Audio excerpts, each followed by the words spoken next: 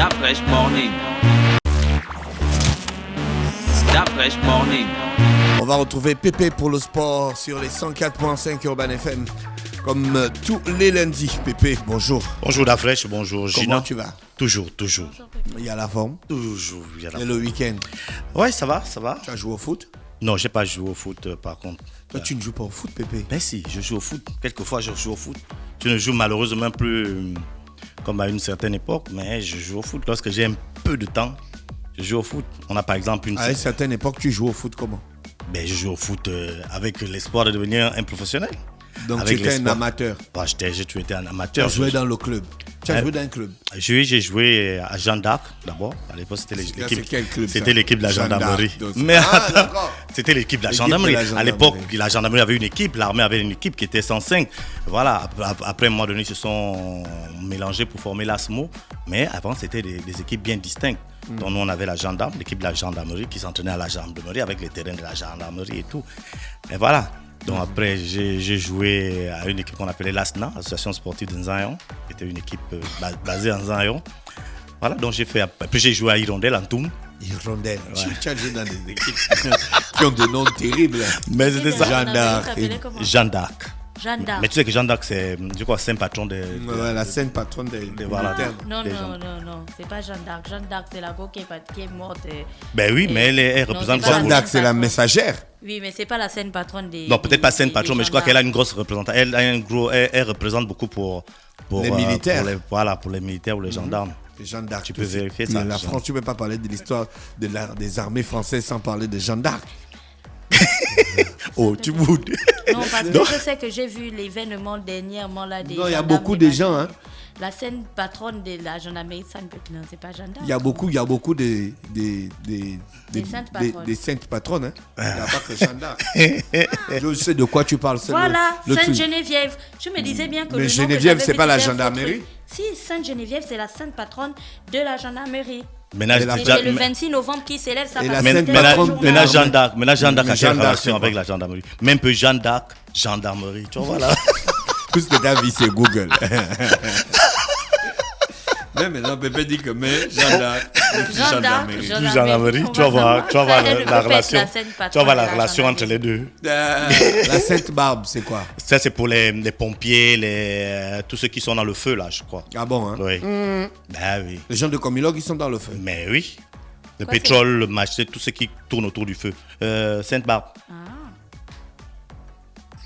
Pépé, non. Mais- Regarde, tu me mets même le doute. Non, Tu me crées. c'est un grand doute, hein, parce que quand tu dis Sainte Barbe, les gens qui sont dans le feu, ah non, je pense que la Sainte Barbe, c'est les miniers. Les Donc- miniers. Non, mais même les pompiers. Même les pompiers, ils font aussi la. Ah là, vraiment, je ne sais pas. En fait, Moi, bref, j'ai il faut jamais qu'on regardé. cherche, hein. Non, Même Pépé. Non, Pépé. Moi, je vois souvent, j'entends souvent parler de la Sainte Barbe là quand Comilog organise ça. Je ne vois jamais les pompiers faire Je là. vous dis que Jeanne d'Arc n'a rien à voir avec la gendarmerie, ça Ah, déjà c'est clair. c'est comment? Maintenant, on La avance go à qui la est sur, Sainte Barbe. la go qui est sur le On logo de la avance- gendarmerie là, c'est On avance Jeanne à la d'Arc. Sainte Barbe et pour Voilà. une fois, Pépé a raison. La go qui est sur le logo de la gendarmerie, c'est là. C'est Jeanne d'Arc? Il y a une go sur le logo de la gendarmerie. Oui, oui. Avec le casque comme ça, le truc des guerriers d'avant là. Tu n'as pas encore Ah, vu je ça? vais d'abord regarder. Quelle le logo gendarmerie? Tu connais la Gabon. gendarmerie du Gabonais? Oui, Du je vais Gabon. regarder. Leur truc, leur plaque en fer là. Mais je vais regarder. Tu non? regardes quoi? Donc on a dit que la Sainte Barbe, c'est une sainte, c'est la fête qui est célébrée en fait. Pépé a raison pour Donc, tu Amen. les personnes qui Parce que- travaillent. Donc parce que il m'a même mis le doute. Patronne des sapeurs-pompiers, Voilà. mineurs, artificiers, ainsi que d'autres Mais métiers. la fraîche m'a encore. fait peur. La manière il doutait, même là, je commençais à me dire avoir moi-même le doute, quoi. D'accord, Pépé. Donc, la Sainte Barbe. Gendarmerie Donc, mais pourquoi les nationale. sapeurs-pompiers, ils font jamais. Mais si, en tout cas, à Port-Gentil, il fêtait souvent.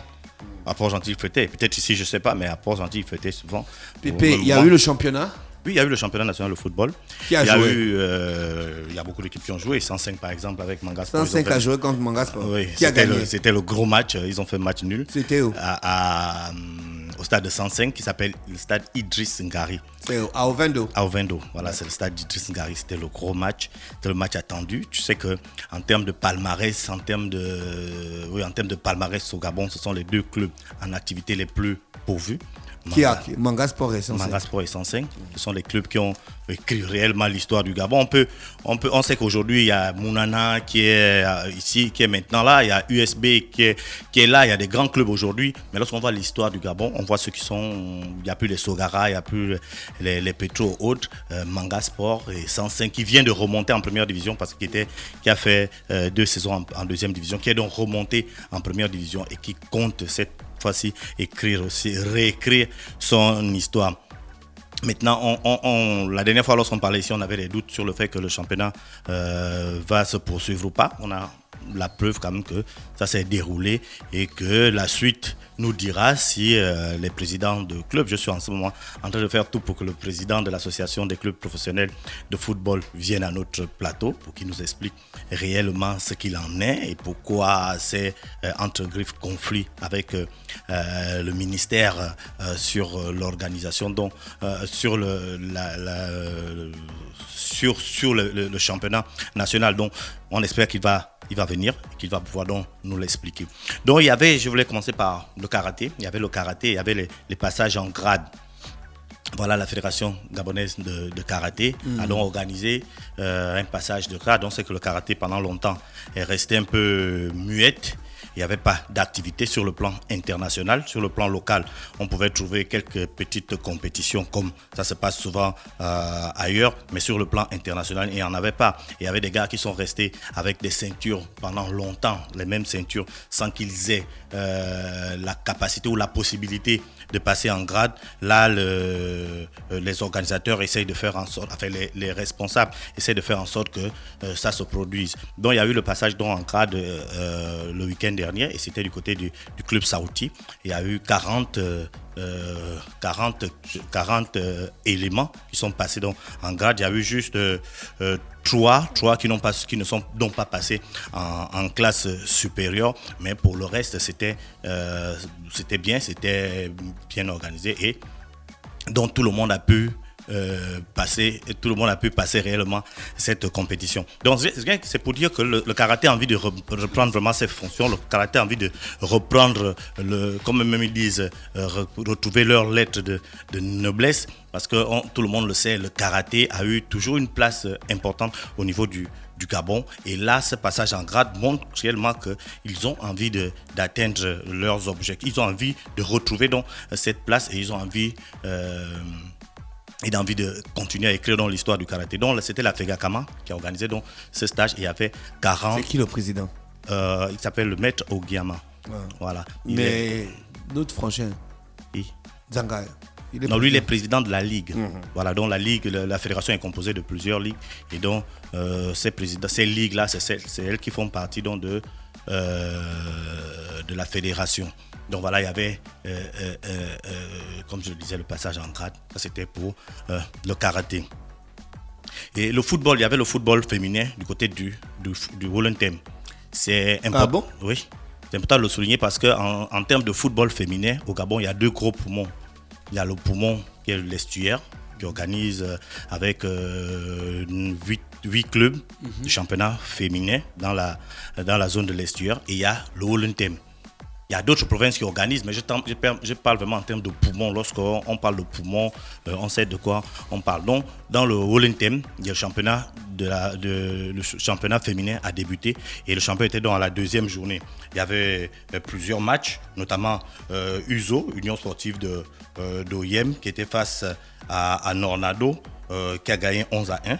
Oyem AC, qui était face à Renaissance 3-0. USB qui était face à Académie du Nord 11-0. Maintenant, ce match-là entre USB, il faut comprendre les écarts au football féminin. C'est que il y a certains qui ont déjà pris une certaine avance et puis les d'autres sont seulement en train de commencer dans le foot. C'est pourquoi on trouve souvent ces écarts. Même dans le haut niveau, on a vu Paris Saint-Germain récemment qui a battu Marseille, je crois 10 ou 11-0 au championnat de France de première division. Donc c'est pour dire qu'il y a encore un écart considérable encore aujourd'hui entre les équipes au niveau du football féminin.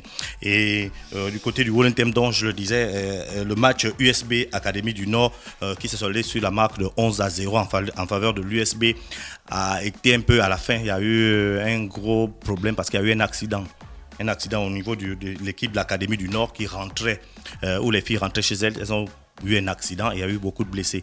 Donc jusque-là, on ne sait pas encore dans quel état, quelle est la situation, quel est le point de ces blessés. On l'aura au courant de la journée. Mais ce qui est sûr, c'est qu'en rentrant hier, elles ont donc eu un accident de circulation entre Obitam et OIM de retour de leur match. Donc, dans le Holland Team, USB est en tête avec 6 points. OIMAC suivi de OIMAC 6 points, de Uzo, de Renaissance et de Nornado. Non, il faut comprendre que cette année, la fédération. Tu es suivi par Nornado quoi? Je me demandais, c'est un club gabonais? Oui, Nornado. Nordano. Ah non. Donc aujourd'hui le football féminin est en train de prendre une certaine mesure et la Fédération gabonaise de football va organiser dans les semaines ou au plus tard dans le mois prochain le premier championnat national de football féminin qui va regrouper l'ensemble des ligues et permettre donc à ces ligues-là d'arriver. En fait, ce que j'ai envie de dire, c'est qu'à une certaine époque, le championnat était organisé de telle sorte que chacun joue dans sa ligue et à la fin, on vient juste se retrouver pour un championnat final. Là maintenant, comme le championnat de 3e division, comme le championnat de 2e division, comme le championnat de 1re division, le championnat féminin va s'organiser sur l'ensemble du territoire et permettre aux clubs champions de la ligue, des ligues de se retrouver pour la phase finale qui va donc se dérouler dans une zone bien précise. Donc ça c'était donc pour le football féminin. Maintenant je voulais venir à un sujet là qui a un peu, comment on appelle ça, qui a fait parler de lui durant le week-end. C'est le fait que le président de la FIFA ait comment on appelle ça, suggéré que la CAN se joue tous les 4 ans au lieu de tous les 2 ans. La CAN se joue tous les 2 ans. Tous les 2 ans. Et maintenant, il veut qu'on passe à 4. À 4 ans. Il disait que sur le plan commercial. L'euro, c'est combien? Tous les 4 ans. La Coupe du Monde? Tous les 4 ans. La Champions League? Non, la Champions League, c'est un championnat de club. Donc ça se joue tous les jours. Chaque année. Ah bon? Oui. La Champions League, c'est chaque année. Parce que c'est les clubs. En Afrique, il y a la Champions League? Oui, elle aussi, elle se joue chaque année. Voilà. Maintenant, la coupe, quand on parle de la CAF, quand on parle de la CAN, c'est la Coupe d'Afrique des Nations. C'est la coupe qui. Comme l'euro? Comme l'euro. Comme en Amérique du Sud, la Copa América. Maintenant, il y a un problème, c'est qu'au niveau de la Copa América, par exemple, ils n'ont même pas une certaine régularité. Eux, ils peuvent faire. Ça se joue, à un moment donné, ça se joue tous les 2 ans. Après, ça se joue chaque année. Après, ça se joue tous les 3 ans. Donc, il n'y a pas une forme déjà bien prescrite avant. Donc, maintenant, on se demande pourquoi lui vient se focaliser sur l'Afrique. Pourquoi maintenant, lui, il donne ses raisons en disant que pour qu'on vende beaucoup plus facilement la CAN. Pour qu'on vende plus facilement. C'est quoi ces explications, Gina? Il a dit que c'est pour que ce soit du genre financièrement genre mieux vendable. Tu vois, et qu'on fasse. On vend ça à qui? Non, au quand monde, on dit on vend, on devrait dire voilà, monde, en termes de publicité, les contrats publicitaires au monde. Et puis après, n'oublie pas que, parce que moi je trouve que les gens ont quand même la mémoire courte, Pépé. Les mêmes personnes qui aujourd'hui sont en train de bouder de la CAN 4 ans que Infantino propose, genre, il n'est pas en train... Il suggère même. Voilà, il suggère. C'est les mêmes personnes qui étaient en train de bouder quand, tu sais que lorsqu'on a aménagé le calendrier de la CAN, ça matchait avec le calendrier de je ne sais pas quel autre événement et c'était très compliqué de faire venir les joueurs africains qui étaient dans d'autres événements. C'était compliqué en fait pour eux de matcher avec certaines choses. Donc on disait pourquoi on ne devrait pas le réaménager. C'est beaucoup plus facile. Aujourd'hui, avec tous les couacs que la CAN a connus, combien de fois un pays a été sélectionné et a eu le problème de est-ce qu'il va finir les installations à temps? On est toujours passé à ça, à un fil, parce qu'il n'y avait jamais assez de temps pour finir. Et puis on garde toujours en esprit le Cameroun, le pauvre, qui a commencé à construire cette infrastructure et puis à quelques jours on a dit que non, c'est plus toi qui fais parce que ce n'était pas au point. Est-ce que faire ça en 4 ans, c'est pas déjà mieux? Donner plus de temps au pays de se préparer. Mais est-ce que tu penses que les pays africains, notamment, qui n'arrivent pas à organiser les CAN, c'est à cause du temps? Moi, je me dis, la CAN, on la donne souvent même 6 ans avant. Hein. On peut te donner la CAN 6 ans avant. Mais après, là, par exemple, la Guinée qui doit organiser après, la Côte d'Ivoire qui doit organiser après, la Guinée qui doit organiser après la Côte d'Ivoire. Est-ce qu'on connaît déjà l'état des stades? On va se voir à 1 an de la compétition. C'est là on va commencer à regarder le stade et dans quel point. Moi, je me dis, même si c'est 4 ans, si le gars n'est pas prêt, il ne sera pas prêt. Mais par contre, c'est que là où vraiment les gens sont enfin, là où il y a beaucoup plus de reproches, c'est le fait que les gens ont l'impression que Infantino, de plus en plus, il vient imposer certaines choses à l'Afrique et l'Afrique est obligée d'accepter.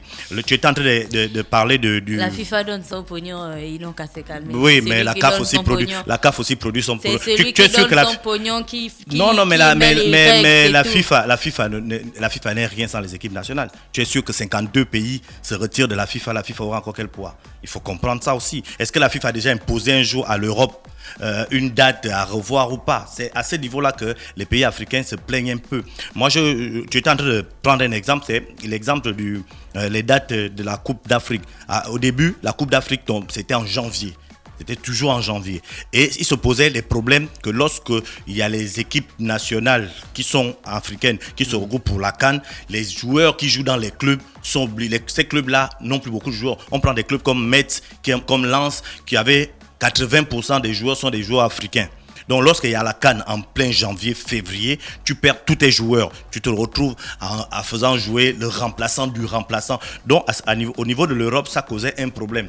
Maintenant, la CAF, la FIFA, l'UEFA se sont entendus, moi je dis ça comme ça, même s'ils ne sont jamais assis, mais on sait que c'est eux qui se sont entendus pour redéfinir ces dates-là. Ils ont mis ça en juin, et là ça coïncide, ça faisait en sorte que les joueurs africains ne peuvent plus être stressés de dire je ne vais pas aller signer dans tel ou tel club, parce que ce club-là sait qu'en janvier je ne serai pas là, et donc je suis libre d'aller signer dans tous les grands clubs du monde. Donc ça fait en sorte que les joueurs africains soient beaucoup plus libres dans la tête. Maintenant cette date-là, on a ramené ça encore, on a ramené ça à nouveau en janvier, sous prétexte qu'en juin, juillet, dans les zones africaines, il y a beaucoup de pluie. Je dis, c'est quand même assez extraordinaire. La première fois, lorsqu'on a dit que c'était en juin, on ne savait pas qu'en Afrique, il pleuvait en juin ou en juillet. Non. Maintenant, c'est à ce niveau-là qu'on a l'impression que c'est comme une petite forme de dictature des plus forts sur les plus faibles. Maintenant, on va voir, ce n'était on va dire quoi, une suggestion. Est-ce que la CAF va tenir compte de ça? Est-ce que les pays africains vont accompagner la CAF dans cela? Il n'y a que l'avenir qui pourra nous le dire. Dans tous les cas, on attend la prochaine Coupe d'Afrique des Nations qui est désormais, qui va se jouer désormais au mois de janvier prochain. D'accord, Pépé. D'autres informations sur le sport? Non, c'était tout. Mercredi, on a encore un grand rendez-vous. Ok, d'accord. Merci, Bébé, avec nous ce matin sur les 104.5 Urban FM, la station urbaine dans l'Uda Fresh Morning. Restez connectés, on se retrouve juste derrière. Voici Will Scott. Stop Fresh Morning.